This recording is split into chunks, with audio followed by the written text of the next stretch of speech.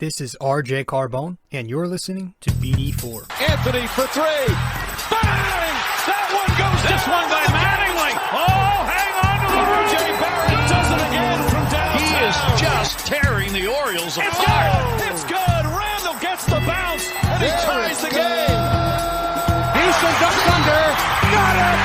With 8 tenths left. Up and ran. Slam the other way for Aaron Judge. Penetrates, creates, and showing some dexterity as well with the left hand. Yankees win. The Yankees win.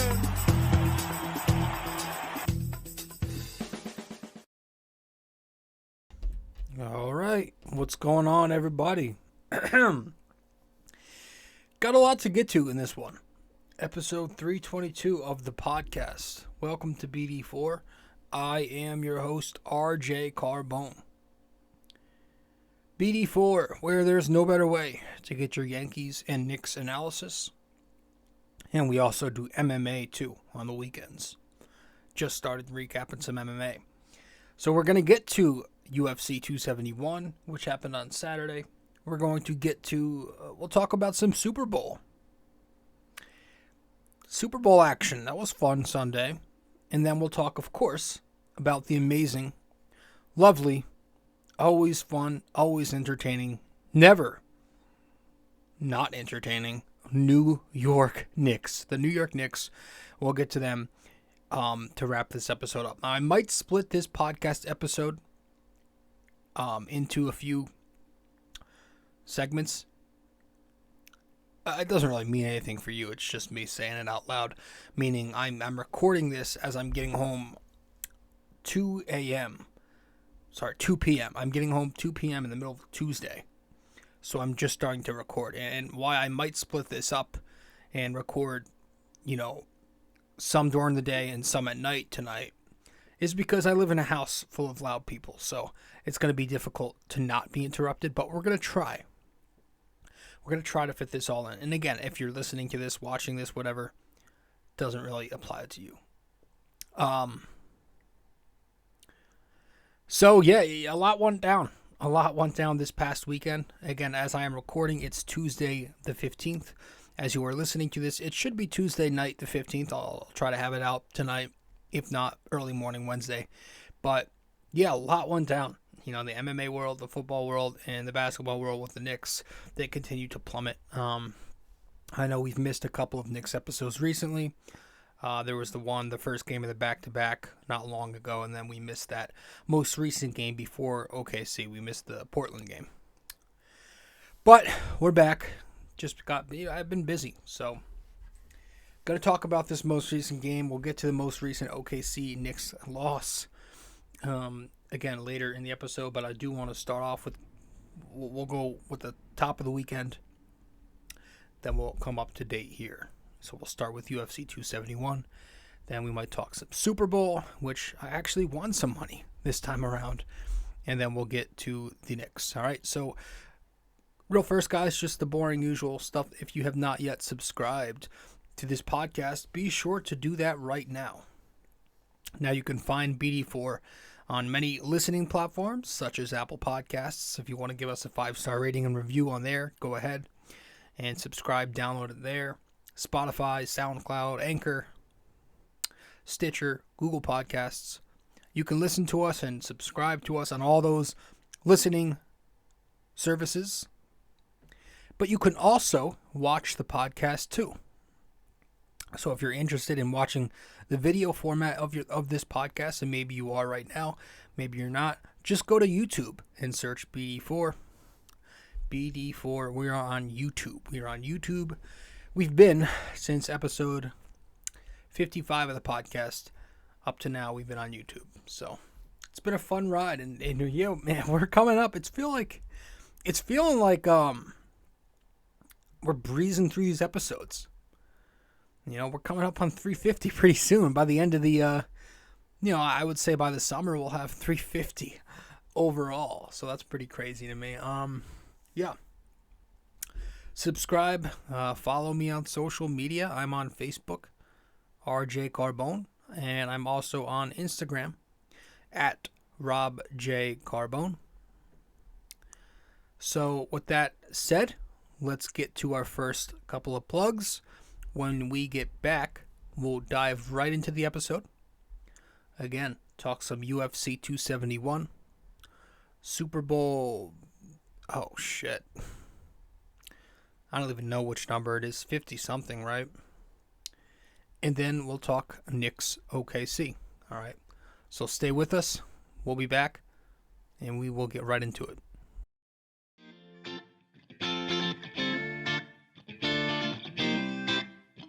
So, if you guys want to follow me on social media, be sure to do so right now. I'm on Facebook at rjcarbone, and I'm also on Instagram at rjcarbone. Once again, if you want to find me on Facebook, that is rjcarbone. Instagram at robjcarbone.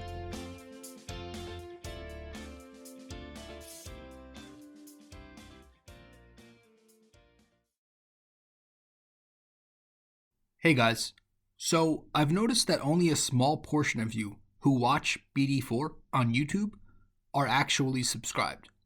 So if you do enjoy this podcast and maybe you want to be notified when new episodes release, I'd consider subscribing and also hitting that notification bell. This way we can help the channel grow and you won't miss a single episode of BD4. Alright, let's get back to it.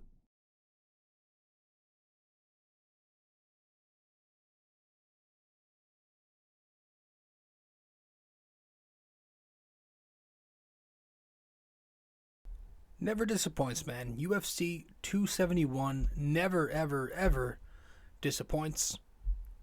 Or, I'm sorry, any UFC pay-per-view, it feels never disappoints. But yeah. I mean, this one was fun. You had... I didn't see much of the... wasn't able to catch much of the undercard. Didn't really see any prelims. I heard the preliminaries were really good, though. But I did see my buddy came over for, I think, the final 3 fights of the night. The Brunson-Cannonier fight was the third to last fight, right? That was a good fight. Make sure we're set up here 1 second. All right, we're good. Yeah, Brunson-Cannonier was good. You had Brunson. He's kind of at the end. Right, he's old. He's been in the game a while. But Blonde Brunson, I don't think has had a loss. So there was that he had going for him. But he goes into it, and he's pretty heavy on the wrestling. He's a wrestler, and he goes into it, and he does that exact thing. That's his game. So he tried to take it to the ground. Round 2, Brunson even had a big impact strike in there. Looked like, all right, maybe he's got a shot against Jared Cannonier. He had his moments, but really later on in the round, you could see that Cannonier's performance was just way too excellent, and you could see why this guy is getting that middleweight title shot against Izzy. Kind of feel like he's underrated in a sense, but he gets the finish. Jared does in round 2 with a TKO. He elbows Brunson, gets him to the ground, and then he just throws a bunch of follow-up shots, and then boom, there you have it. It was a good fight. It actually got performance of the night. Cannonier did. He got performance of the night, so that was nice to see. And then you got to the big fight. This is one of the 2 fight of the nights, I believe, or was it was either one of the fight of the nights or it was Tai Tuivasa getting the performance of the night. That might have been it, along with Jared. But yeah, Lewis and Tuivasa. I mean, you got one guy, Derek Lewis, going into his hometown of Houston, the favorite. The fans want him to win. He's favored on the Vegas card. This was a fun one. It was a fun war between 2 heavyweight fighters, 2 heavyweight contenders, and also this ends in a round 2 knockout. At times, this fight, looked like that Francis Ngannou Cyril Gane fight where Derek Lewis had attempted a few takedowns and Ty and him were battling on the ground. Ty was throwing some punches on the ground to work it back into stand-up. But then at the end, man, it turned into what everybody wanted to see. It was brutal and it was amazing. Both of them just trading punches, going at it. My buddy even says to me, I'm watching with my buddy in my studio, he goes, "Oh, Ty's done. He's going out any second now." It looked like it too. But then just like not even 3 seconds after he said that, bam, right then, Tai Tuivasa gets Derek Lewis with an elbow. That sends him right to the canvas, right to sleep, and he face plants. Now, it looked like Derek Lewis was gassed again. It looked like he was just fatigued. Durability issues. He's had issues going to, he's the guy, he's going to knock you out early. That's how he gets most of his wins, right? He's the knockout king. He most recently got that title against Chris Daukaus in December on that Fight Night card.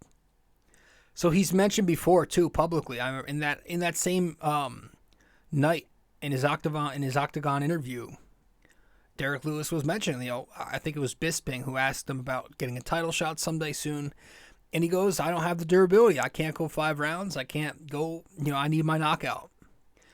So you could see he didn't have that stamina, and he just goes right down.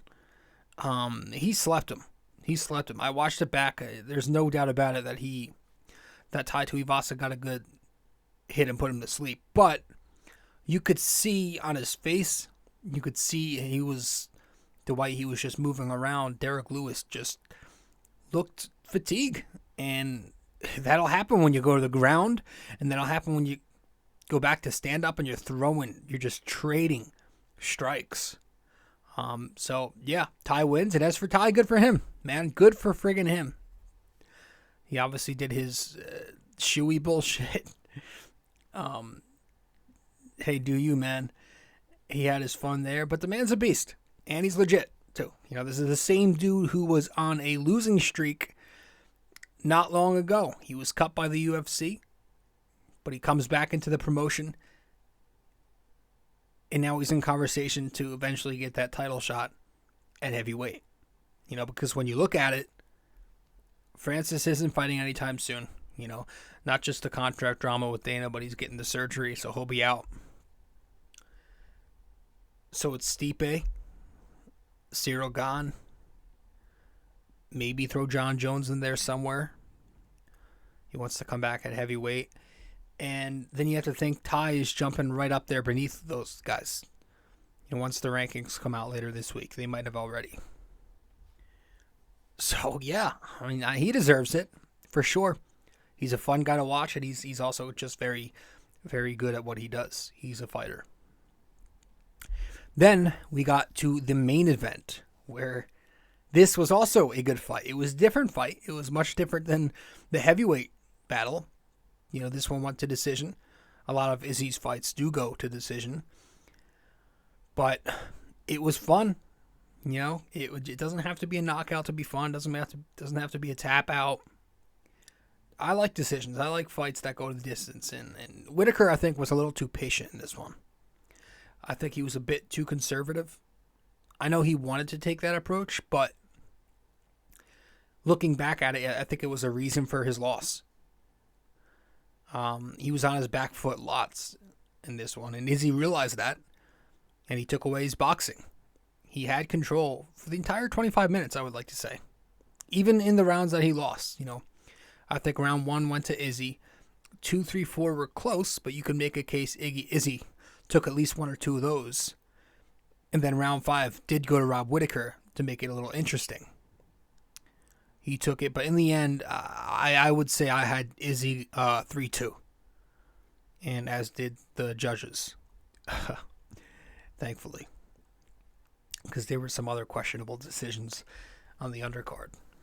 I thought Rob Whittaker was a bit too heavy with his left hand, too. And that also became kind of predictable, and Izzy recognized that. But I think Izzy won. I've heard a few doubters out there, but I think the folks who disagree with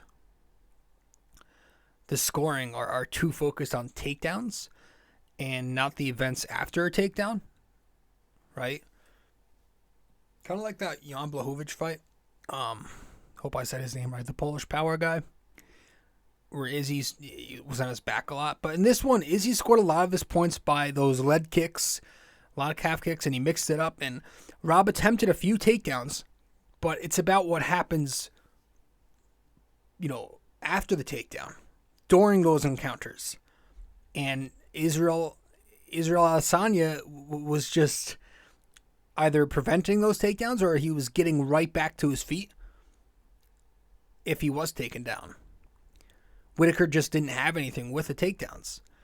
So it'd be a different fight. It'd be a different story if the entire fight was 100% neutral. And then you could look at Rob's takedowns and give him the edge in points. But Izzy had way too much going on outside that. He was way too in control in stand-up. And Rob could never just really take advantage of Adesanya on the ground like you saw in that Polish power fight. So, yeah, that's... You got to be careful when you're talking about takedowns because takedown itself, the point of it is so you can get control on the ground. But once he got the takedown, he didn't do anything with it a couple of times. So Whittaker's going to look back at it, and he's probably going to be disappointed he didn't do more. But I think at least for now, Izzy, Whittaker probably not happy. You're probably not getting that trilogy now. Although Dana didn't deny it in the presser, he gave more of an I don't know. But I don't think I want to see that. I don't, not for a 2-0 series. The only exception for trilogies are, big names who draw big-time sellouts. Or like, Brandon Moreno's fight where they're going into a fourth fight because the first one was a draw and the next two they split. But Whittaker is in a weird spot because it's like he is way better than the rest of that middleweight division. But he's also so far from Izzy. So it's like the rest of the division's here. Whittaker's way up here. And then Izzy's way up there. So it's those two and then everybody else. But those two are even separated far. It's a weird spot for Whittaker. So I have no clue. Maybe he gets Marvin Vettori next. He's in a weird spot. But I think Cannonier is the clear answer for Israel Adesanya. And, this one will most likely get by, I think Izzy was saying he wants to come back in June. So that's most likely. But yeah, I mean, Iggy, I keep calling him Iggy. Izzy needs some fresh blood. I think it's good because he's ran through everybody else, right? He had Vettori twice, got that done. Brunson, he's had... he had Kelvin Gastelum to take that title. Defended it against Paulo Costa and Ramiro. Rob Whittaker twice now. And Silva, he beat Silva, the greatest middleweight of all time. And Izzy's getting close to that title too, man. Don't give him the edge yet, but I would say he's getting close. He's on that run that Silva was on before he had the injury. Izzy's on that run right now. I mean, this guy's one of the best strikers. He's got amazing cardio. He can do it all. He's a great kickboxer. Props to him. But yeah, I was also talking to my buddy. Maybe down the line, long term, more for Izzy, that we'll see the... maybe he goes to welterweight and fights Kamaru. I don't know. I don't know if that's happening. They're buddies. Maybe he gets Hamza Chimaev. Because he was talking shit on Twitter after the fight, just being ridiculously disrespectful to the champion. So maybe I don't know. I think there's more of a chance that he goes back up to light heavyweight and tries to take it serious and stays there for a bit. I don't know if he gets bored. Because if he beats Cannonier, what the heck's he going to do next? It's worth a shot, but who knows? For now, Izzy did his thing. Again, he says he's aiming for June to make that comeback. And, it's most likely going to be him and Jared Cannonier. And, yeah, I like that him and Rob also showed some respect after the fight, and they buried the hatchet, I guess you could say. So that was good to see. So, yeah, good fight night. Good pay-per-view event. UFC 271 in the books. It was fun. We all enjoyed it. And you know what's coming next. You know what's coming. We got the Covington Masvidal fight in March. Oh my gosh. There's already been a lot of trash talk subtle. I was gonna say subtle shots. These shots aren't even subtle when you're talking Kobe and Jorge. I mean, I can only imagine what the press conference is gonna be like, man. And that fight, I just hope the fight is entertaining, and I expect it to be. You know, I know Covington is probably the favorite here, but you never know, man. It's going to be fun. So, I enjoyed it. I'm loving this sport. Got a fight night this upcoming Saturday. It's Hill against Walker. I think we have a couple more fight nights in there, and then we'll get to the 272 card. So, that's fun. Well, let's head to break. When we get back from break, I guess we'll talk some Super Bowl. I don't really have any notes for that, but we'll talk about it. Stay with us.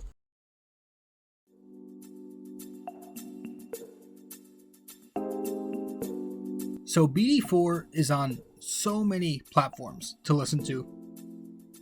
You can listen to us on Apple Podcasts, Google Podcasts, SoundCloud.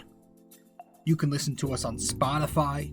You can find us on our sponsor, Anchor, and many other listening platforms as well, wherever you get your podcast. But we are also available to watch on YouTube. So if you want to watch us on YouTube, go subscribe there. But if you prefer to listen to us, again, many listening platforms. Just be sure to subscribe, download, give us a rating, a review, comment, share the podcast, and all that fun stuff. This is BD4, where there's no better way to get your Yankees and Knicks analysis. You know, literally as we went to break there, I saw on social media, I was just scrolling, that Tai Tuivasa finally got Dana to do the shoey. He's been on his ass for that, about that since the press conference pre-fight. The Super Bowl is cool, man. I enjoyed the Super Bowl. It was a great game, obviously. I wanted Cincinnati to win because I'm a big Joe Burrow fan. I've liked the kid since LSU. And they had a chance. Looked like they had the edge most of the first half. But that fourth quarter, late in the game, man, LA Rams defense in particular, in single coverage, Mr. Eli Apple, I'm ashamed because he's a former Ohio State player and a former New York Giant. So that really hurts. Gets burnt. He was getting just completely burnt, cooked by Cooper Kupp. And they just kept going to Cooper Kupp despite, you know, I think there were some double coverages in there, but for mostly it was just Eli Apple getting torched. And that was what won them the game. They got that big drive. And then obviously Aaron Donald making that huge play to a deflected pass that Joe Burrow threw under pressure. And that was really it. From there, they just ran out the clock. I lost the coin toss. I put a few down for tails. Tails loses. I guess you could say tails always fails. I won some in-game parlays. Some actual, not prop bets, but real bets on the game. I had the over. I did miss the over, but I had Bengals spread, which covered +4. I had a bunch of other stuff in there. I had 6 bets in total on the day. But because my biggest one was like a +800 odds, and I hit all but one. I missed the over by like 4 points. So that one hurt, but I did win, enough to be satisfied with, I guess. I won some in-game parlays, and then I won the Gatorade color at the end. I told everybody it was going to be blue. Nobody believed me. Everybody laughed at me, and I was super thrilled when it ended up being blue. So screw off to every one of you who doubted me on getting blue. It's always blue, and I had some inside info tell me that it was going to be blue, so I went blue. But it was a good Super Bowl. It was a cool halftime show. If you're a 80s, 90s baby, you love that. That was pretty neat. It's funny because we had a bunch of people over for the game, and it was me and my buddy and it was my cousins and stuff outside in the garage watching. And then we had like all the boomers. We had 3 different rooms. We had the living room, where the boomers were, and then my siblings and cousins were in the TV room, and then outside there was more of us in the garage. The boomers were in the living room, and we were all just out in the garage thinking during the halftime show with Eminem, Snoop, Dre, and 50 Cent, what the hell could be going through their mind? They're probably going nuts right now, and just throwing their fists in the air. But I mean, it was a classic. This wasn't like some new age bullshit rap, hip hop. This was actually good classic shit that we grew up with, man. And I don't really listen to music anymore. I was never big on it, but I did back in the day growing up. Me and my cousin used to be big with all those guys, Snoop, Eminem, 50 Cent, and Dre, and all of them. So I thought it was a cool halftime show, man. But obviously the game itself was even greater. It was a close game, and the favorite team did win. Congrats to the Rams. Stafford deserves it. Odell Beckham deserves it. It sucked to see him go down with the injury like that, but he's all right.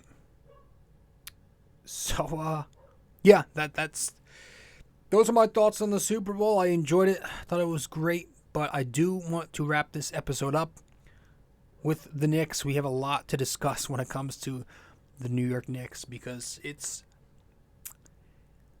yeah. I mean, what else is there to say with this team? Let's get to it. We'll be right back. Stay with us. All right, folks. Now, if you are listening to BD4 on Apple Podcasts, be sure to give us a 5-star rating and a review, if you so please.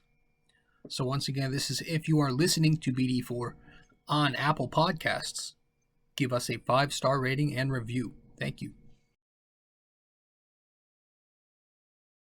Hey guys, I hope you're enjoying this episode. But first, I also want to let you know I have another blog.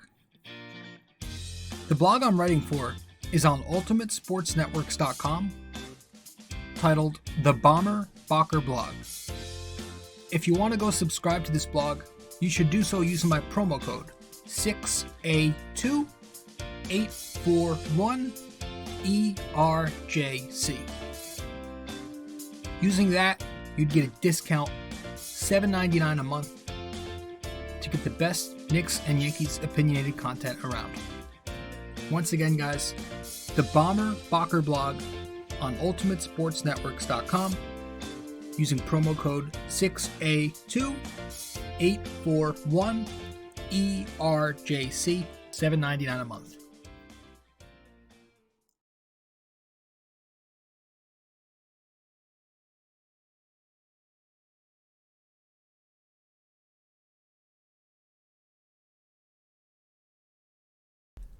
All right.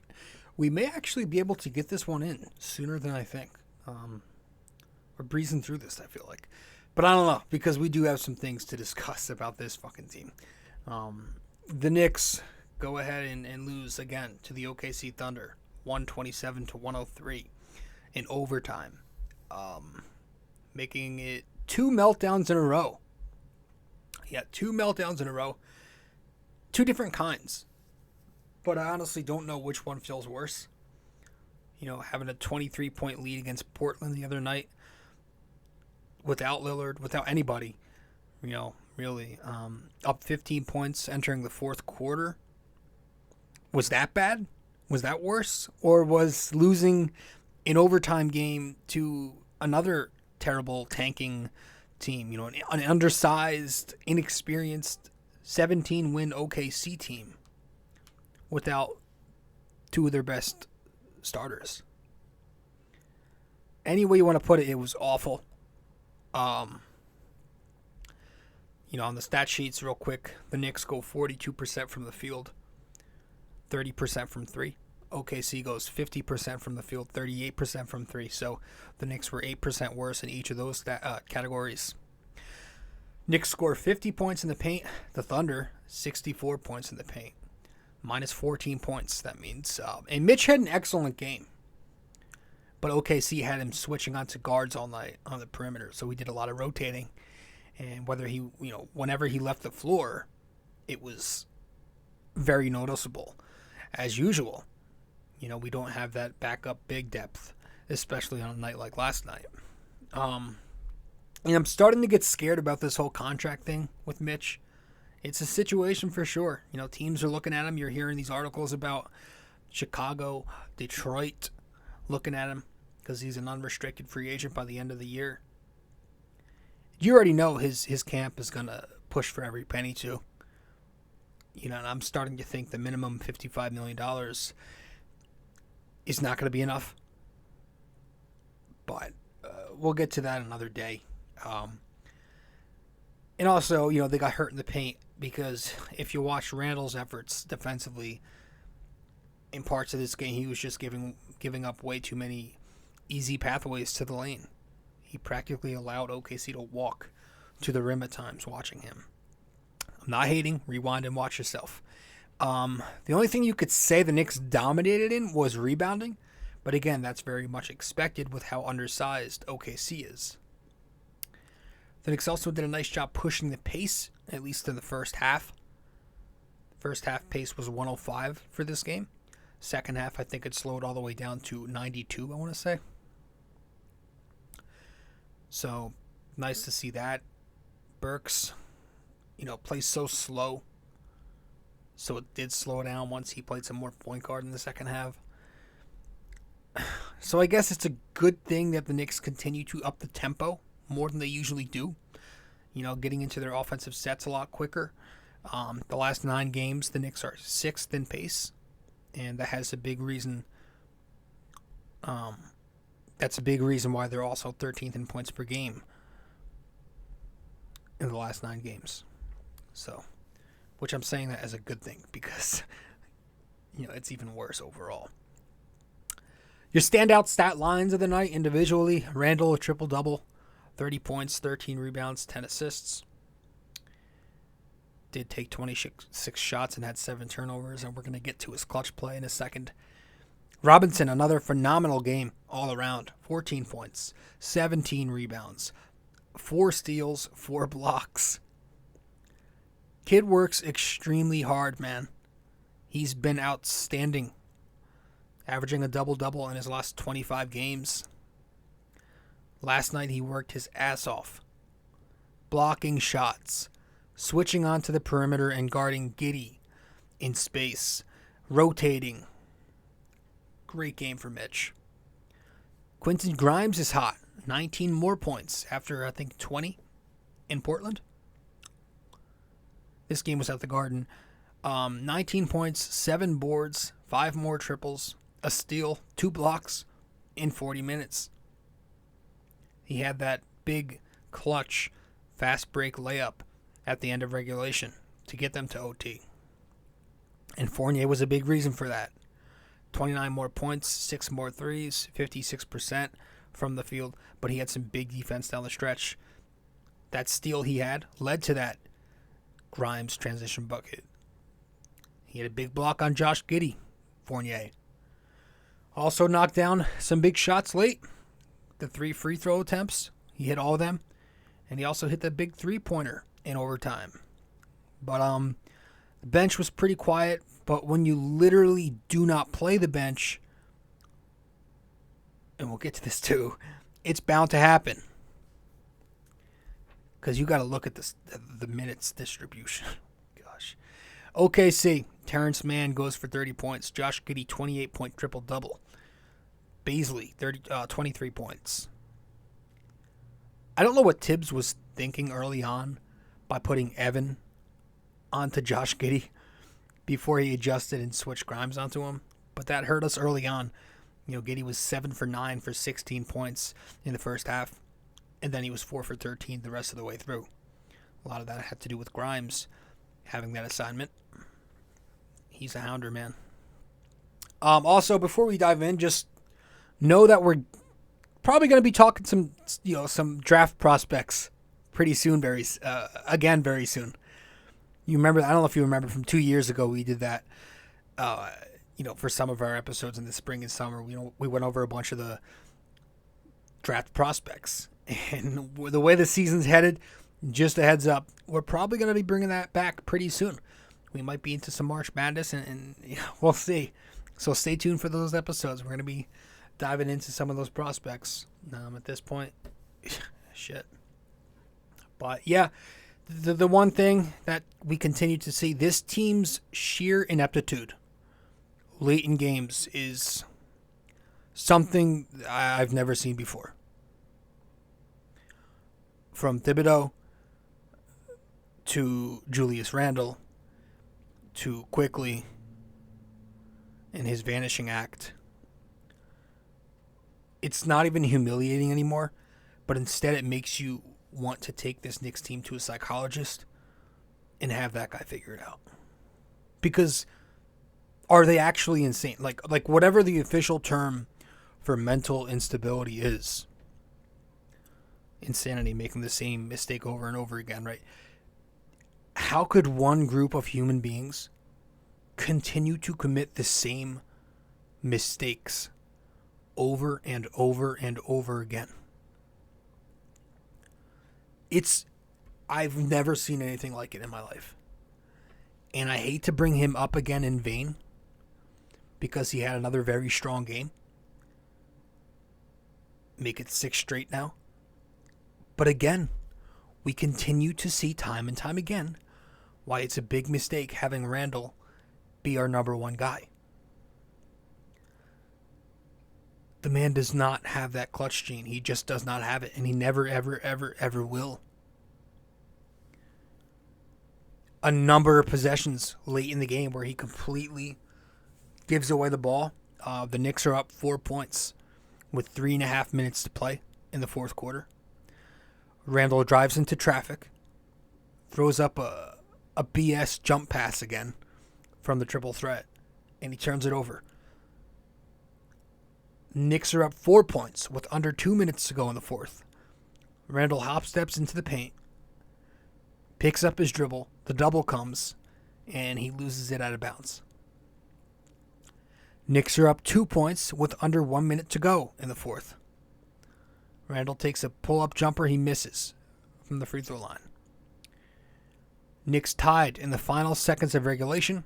Randle, getting a chance to redeem himself at the buzzer, goes the length of the floor, takes it up. But God literally will not let this man be clutch. And he clanks it off the front of the rim. He went to his move, his go-to move, that step back mid, but literally in his DNA to not be clutch, to not make clutch baskets. And that's just God intervening, man. That's all it is. He's not a clutch player. He was not made to be clutch. Overtime comes. We're not done yet. He misses his first catch and shoot attempt. Whatever. It was a good take. But then he gets the loose ball foul on the other end. Then he gets the moving screen turnover for his 5th foul in a crucial moment. Then, with 30 seconds to go, the Knicks are down 4 points. He tries that bullshit spinning jump pass again in traffic. And this time, it doesn't just go out of bounds. It goes about 6 rows up for his 7th turnover of the basketball game. Later, he makes a pointless bullshit basket when it's already over, and then he fouls out. But it was just awful for him, man. I mean, a nightmare ending to what could have been an absolutely great game for Randle. Labeled it another great game. But instead, those stats end up meaning completely zero. Absolutely zero, because at the end of the day, you're paying him this money to win games for you late. And he continues to falter time after time late in the game. In 14 minutes of fourth quarter and overtime play, Randle last night, 1 for 5, 4 points, 4 turnovers, 4 fouls. In clutch play this season, and again, clutch play is considered the last 5 minutes of a 5-point game.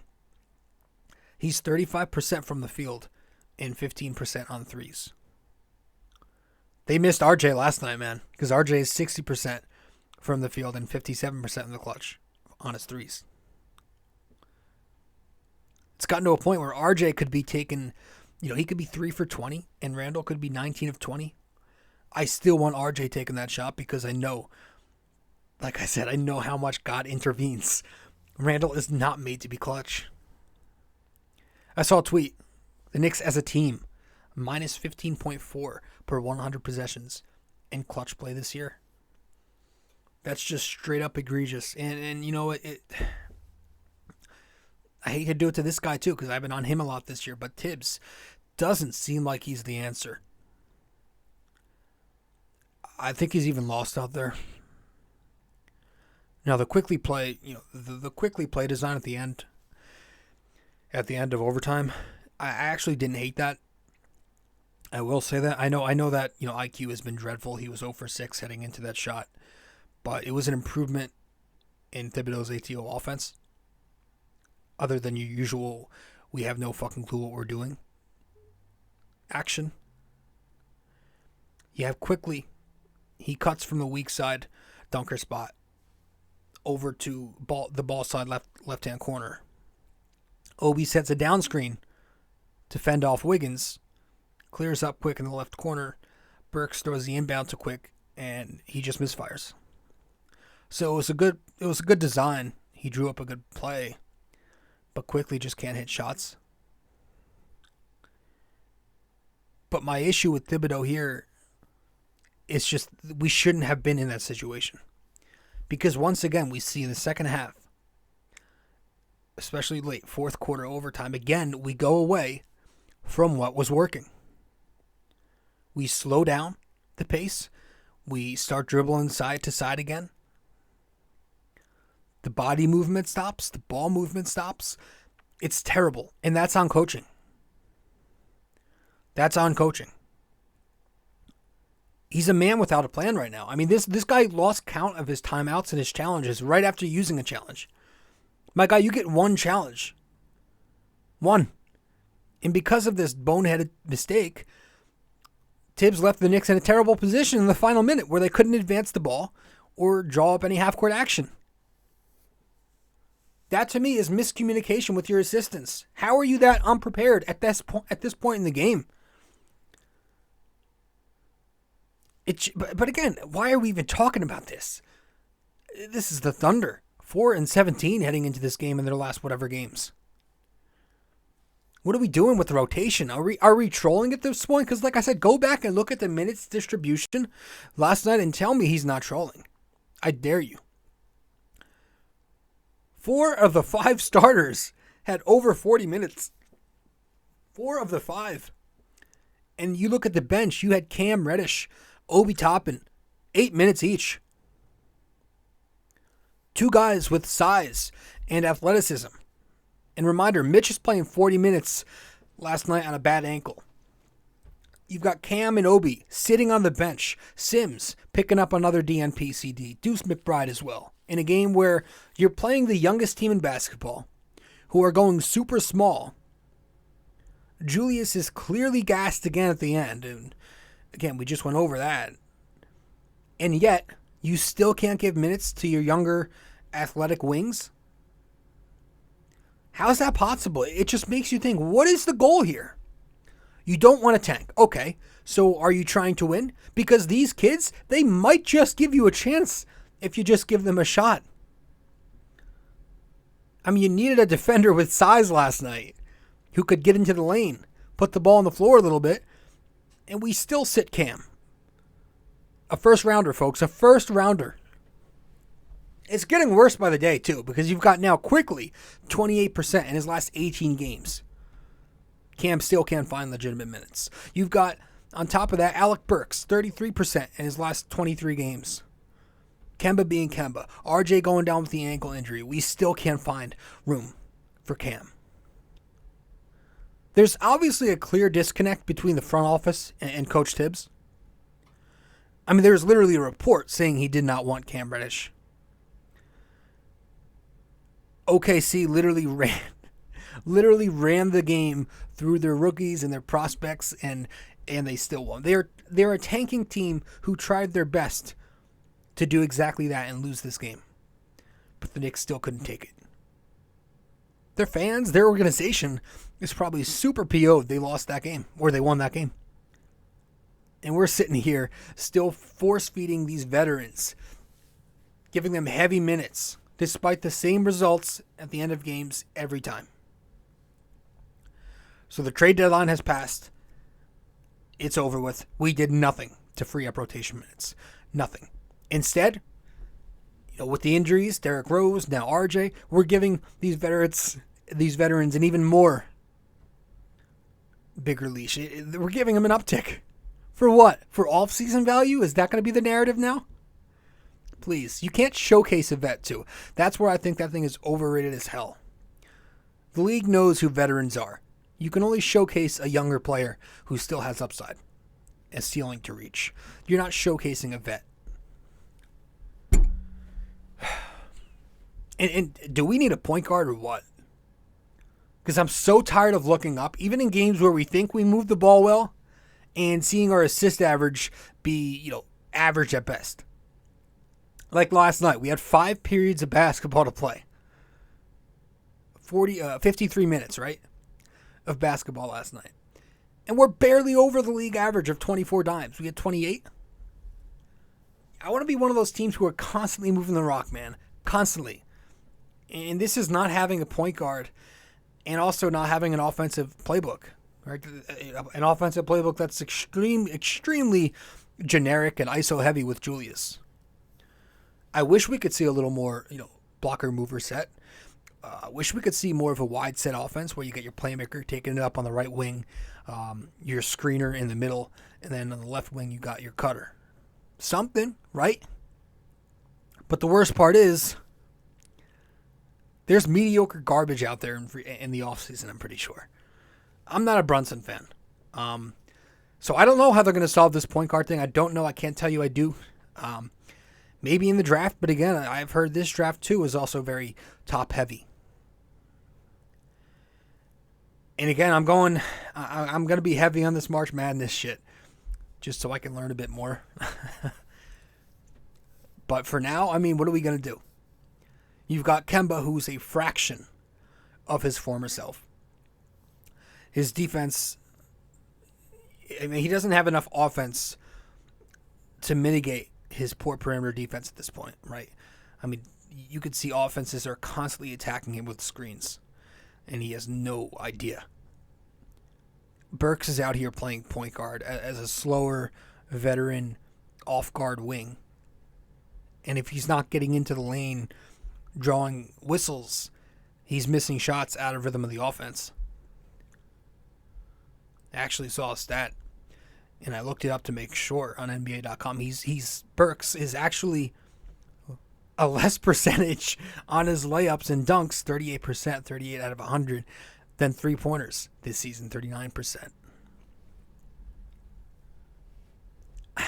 And then you've got Emmanuel quickly misfiring everything these days, making poor decisions, and Julius just being completely reckless out there as a primary playmaker. Now he pushes the pace lately, and he's been running that DHO pretty nicely this year, but he's not the guy you want taking it up as the primary lead handler. So I say, why not give Deuce McBride a shot? Why not? And if you don't want Deuce yet, screw it. Try Cam at point. I don't care. But this is what bothers me. We hear all these excuses about this player, so-and-so, not being ready, and his G League success won't translate right away, blah, blah, blah. But it's like those exact outcomes you're scared of, not doing well, are happening right now with this current point guard situation. This current point guard rotation is giving you problems. So what are we actually trying to say here? Why can't we try to switch it up? This current rotation is literally losing us games on the daily to shit teams. Because we have to sit through Kemba, Burks, Julius, constantly run roles that they're not very inept in. Try something different. Shake it up. This would benefit Julius so much more if we had a point guard. Have somebody who's able to create shots for him or dump it down to him in the pinch post in those ISO actions when he switched onto a mismatch. And what have we really seen? What have we really truly seen from Deuce McBride to be so hell-bent on the fact that he isn't ready? Again, I'm not saying he is ready, but I'm not going to use that as an excuse to not play the kid. I'm not saying he's going to come in here and start dropping gems like he's been doing in Westchester, but we've barely seen the kid play. He's played in 21 of the 57 games, And in 16 of those 21 games, he's played less than 5 minutes. So what are we actually saying? This is why I get so annoyed when Knicks fans overhype one win. Like we won against Golden State the other night. And the tone was completely different. It was overly positive and to an unrealistic standpoint. It's like, Julius is amazing. You guys are all wrong. We still have a shot. This and that. It's like, where have you been? We're 25-32. We're the 12th seed. If the league wasn't so kind to make 20 out of the 30 teams allowed into postseason play, this team would be laughed at even more. There are barely 20-something games left. We aren't making that play-in. We're in this position because of Randall to begin with. So, if you're paying Randall for an entire season to put up the numbers that he's only been putting up the last 6 games, that's a problem. So I say it's time to play the damn kids. All right? It's time. There's no logical reason for any of this shit no more. I'm going to cut this episode off here because I see that it's starting to get choppy. Yeah, man, that's it. Let's finish this off with the NYY-NYK question of the day to wrap it up. I don't know.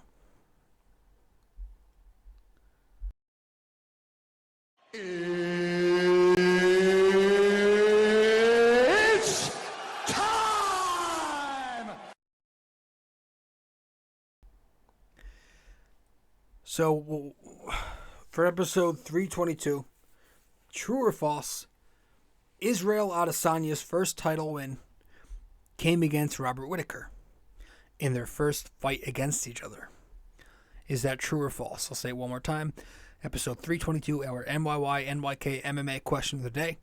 True or false, Israel Adesanya's first title win came against Robert Whittaker in their first fight against each other. True or false? So let me know the answer. Facebook, Instagram, you know all that stuff.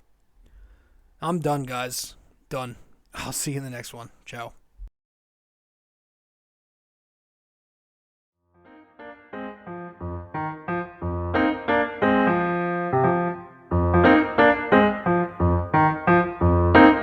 This podcast is brought to you by Anchor. It's the best way to make a podcast. Download the Anchor app or go to anchor.fm.